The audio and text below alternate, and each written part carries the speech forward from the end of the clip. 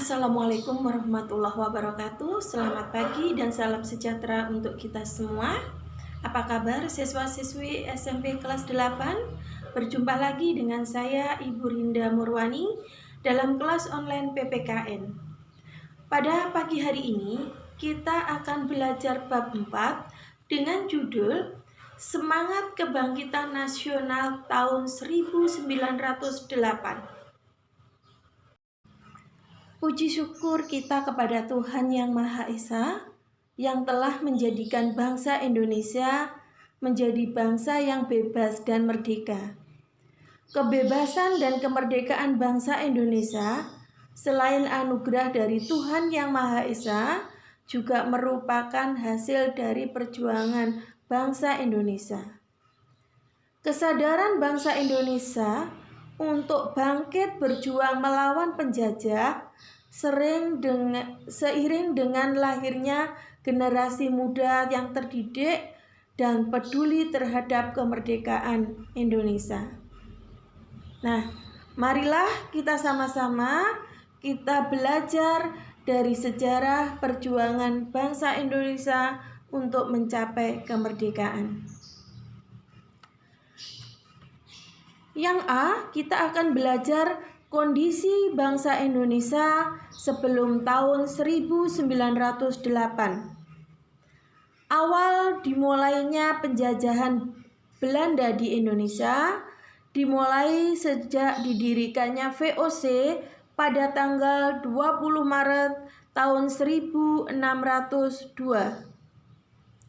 Sejak VOC berdiri, dimulailah berbagai bentuk kekerasan yang menimpa rakyat Indonesia. Penderitaan rakyat Indonesia terjadi dalam berbagai segi kehidupan. Di berbagai daerah, VOC melakukan tindakan dengan melaksanakan politik divide et impera atau politik adu domba, yaitu saling mengadu domba antara kerajaan yang satu dan kerajaan yang lain, atau mengadu domba di dalam kerajaan itu sendiri.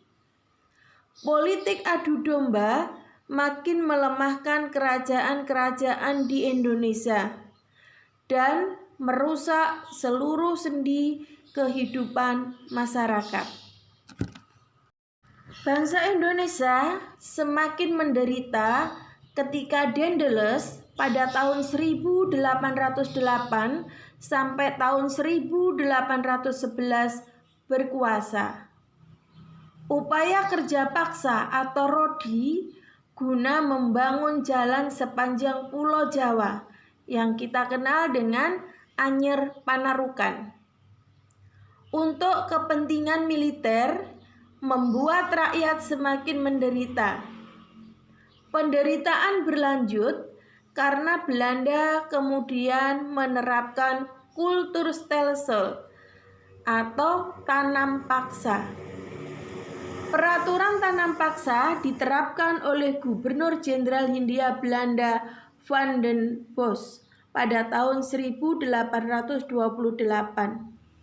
Sistem tanam paksa mewajibkan rakyat menanami sebagian dari sawah atau ladangnya dengan tanaman yang sudah ditentukan oleh pemerintah Belanda dan hasilnya diserahkan kepada pemerintah Belanda. B. Perintis kebangkitan nasional dalam perjuangan kemerdekaan Republik Indonesia. Budi Utomo merupakan organisasi pertama di Indonesia yang bersifat nasional, berbentuk modern, yaitu organisasi dengan pengurus yang tetap, ada anggota, ada tujuan, dan ada program kerja. Budi Utomo didirikan oleh Dr. Sutomo pada tanggal 20 Mei tahun 1908. Pendirian Budi Utomo tidak terlepas dari penggagas atau pendorong lahirnya Budi Utomo, yaitu Dr. Wahidin Sudirohusodo. Budi Utomo berasal dari kata Sangsekerta, yaitu budi, atau budi berarti keterbukaan jiwa, pikiran, akal, atau pengendalian, yang juga bisa berarti daya untuk membentuk dan menjunjung konsepsi dan ide-ide umum. Adapun perkataan utomo berasal dari kata utama, yang dalam bahasa Sangsekerta berarti tingkat pertama atau sangat baik. Program Budi Utomo adalah mengusahakan perbaikan pendidikan dan pengajaran. Akan tetapi, programnya lebih bersifat sosial karena saat itu belum dimungkinkan untuk melaksanakan gerakan yang bersifat politik. C. Mewujudkan persatuan dan kebanggaan sebagai bangsa sebagai wujud nilai dari kebangkitan nasional. 1. Mewujudkan persatuan Indonesia.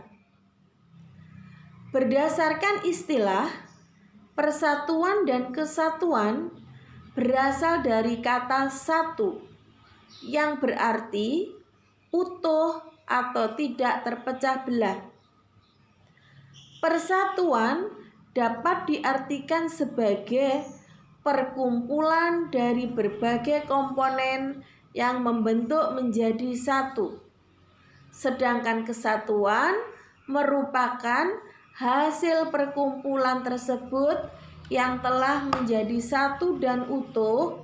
Dengan demikian, kesatuan erat hubungannya dengan keutuhan.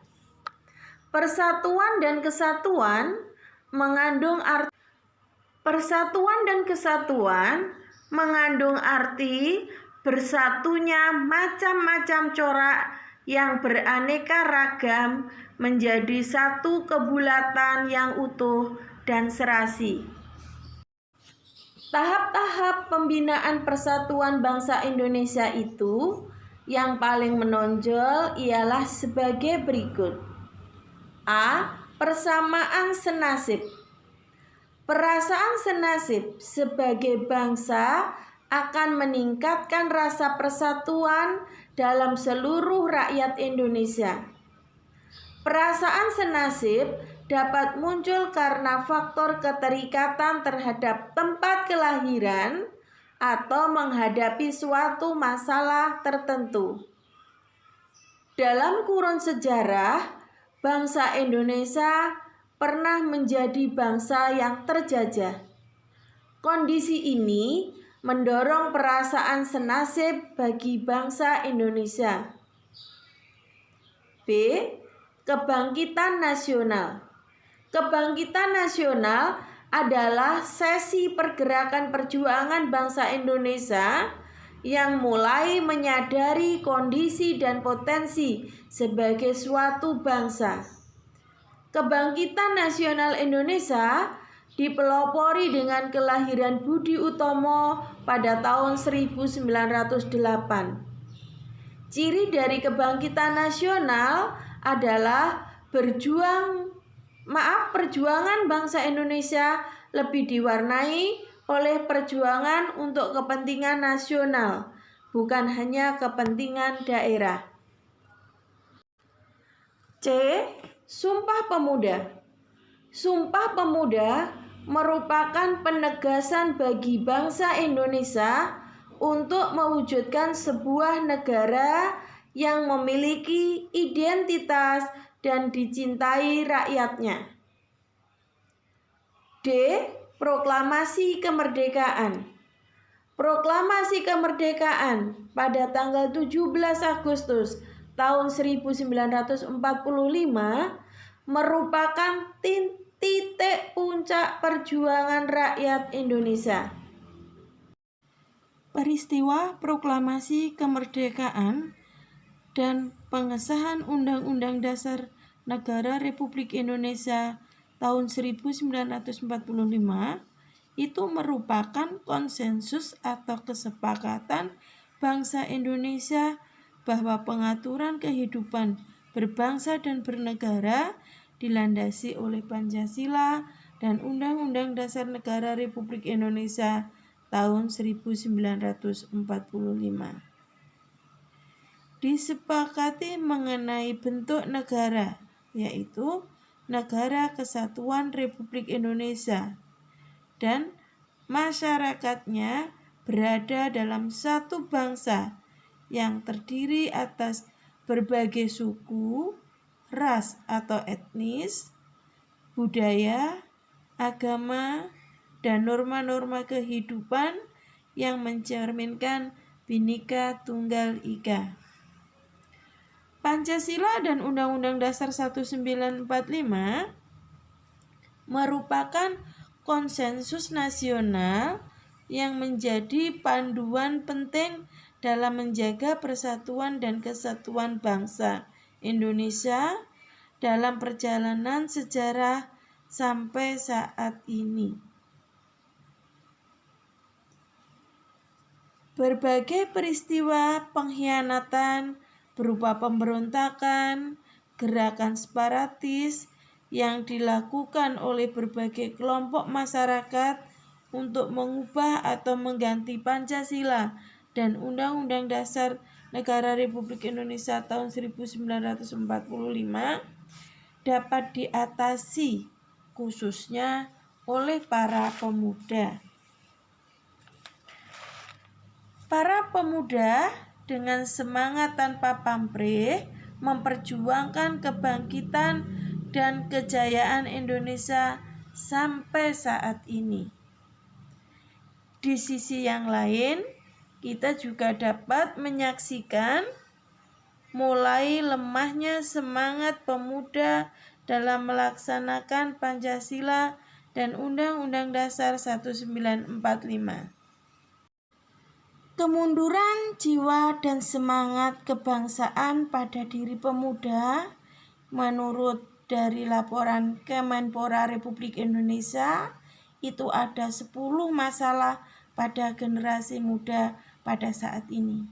Ini masalah kita anak-anak. Yang pertama adalah masih maraknya tingkat kekerasan di kalangan pemuda. Banyak kekerasan di kalangan pemuda, tawuran pelajar, dan yang lainnya. Yang B, adanya kecenderungan sikap ketidakjujuran yang makin membudaya. Korupsi itu juga tidak jujur. Berkembangnya rasa tidak hormat kepada orang tua, kepada guru, dan pemimpin.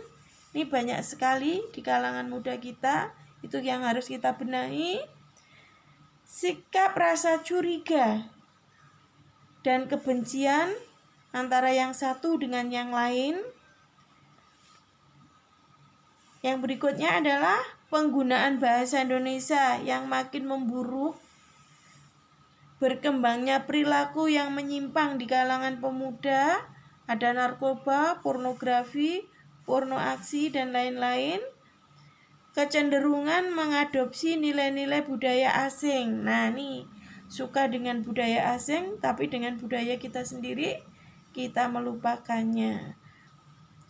Yang berikut, melemahnya idealisme, patriotisme, serta mengendapnya semangat kebangsaan. Yang berikutnya adalah meningkatnya sikap pragmatisme dan hedonisme. Yang terakhir adalah makin kabur pedoman yang berlaku dan sikap acuh tak acuh terhadap pedoman ajaran agama.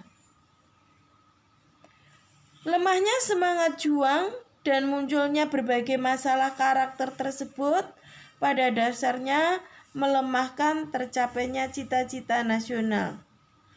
Contoh perilaku menyimpang di kalangan pemuda jelas merusak masa depan pemuda itu sendiri.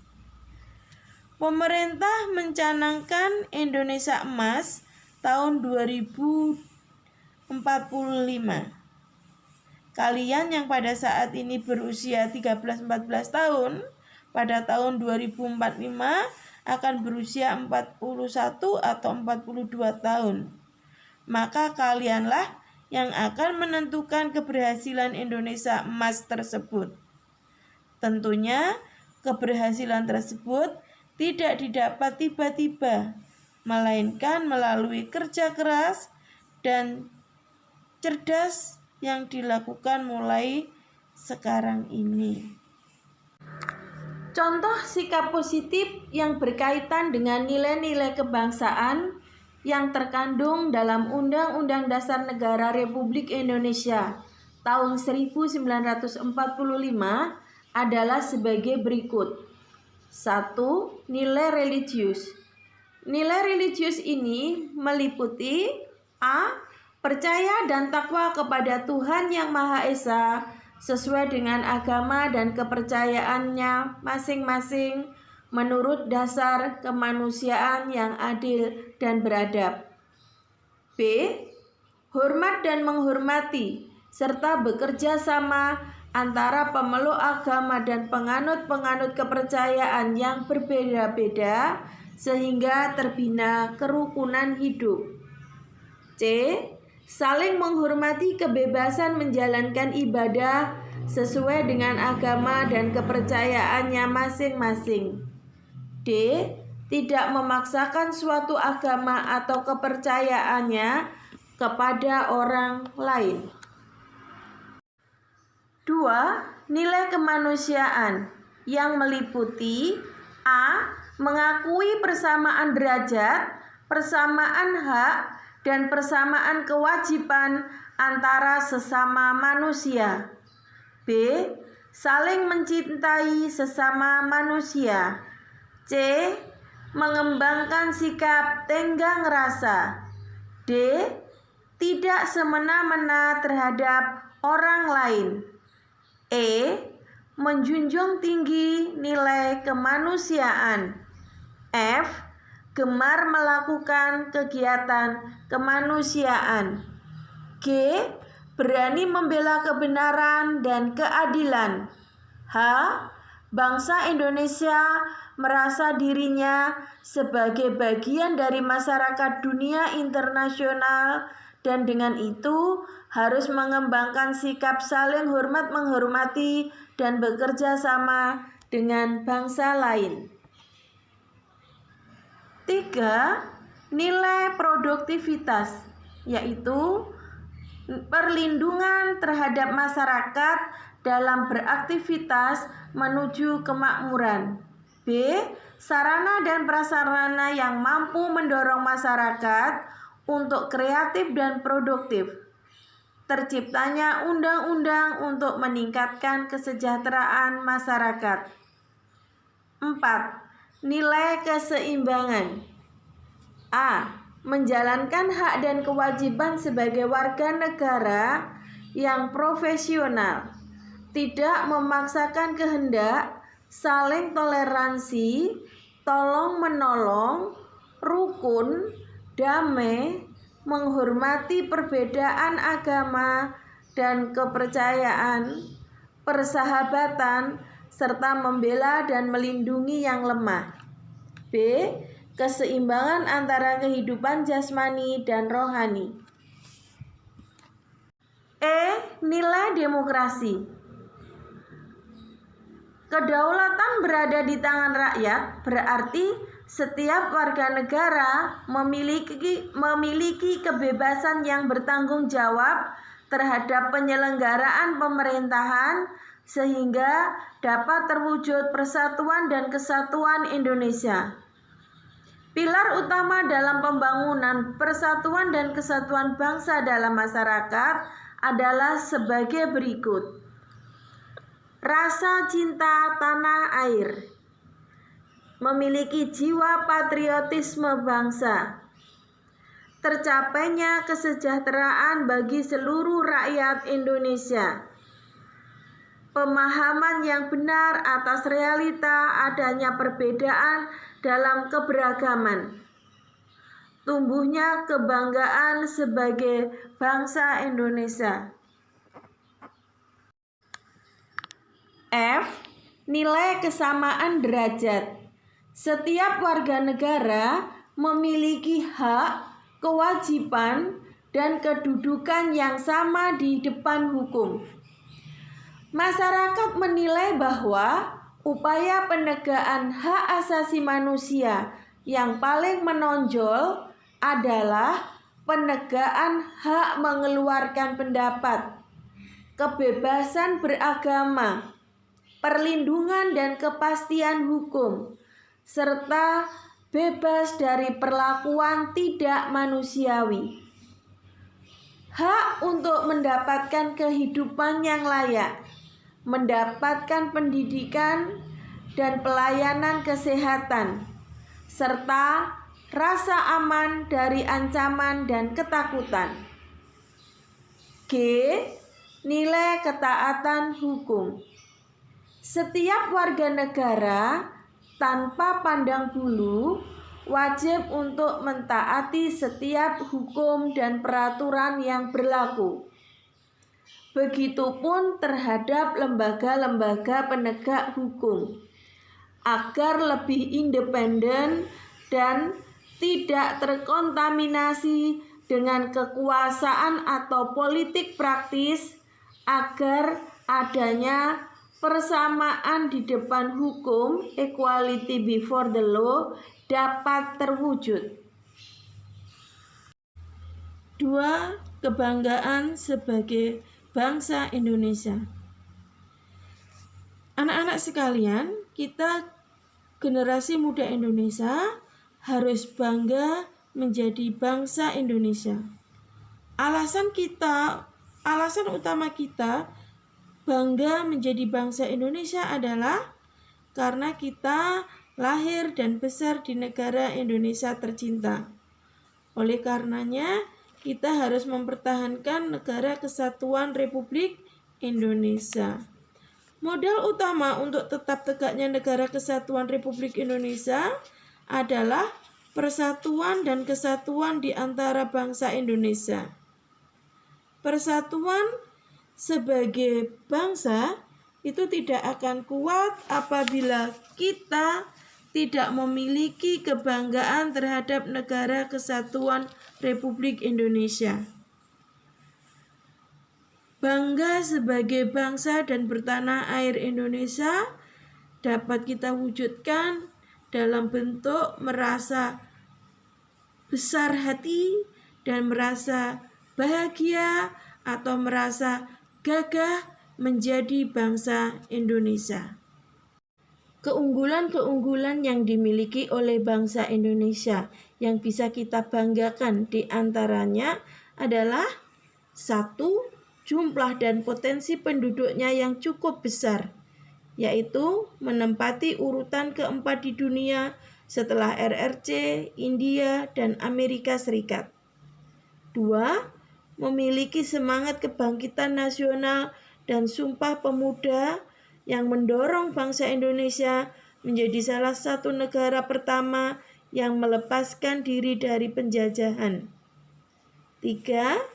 Memiliki keanekaragaman dalam berbagai aspek kehidupan sosial budaya seperti adat istiadat, bahasa, agama, dan kesenian.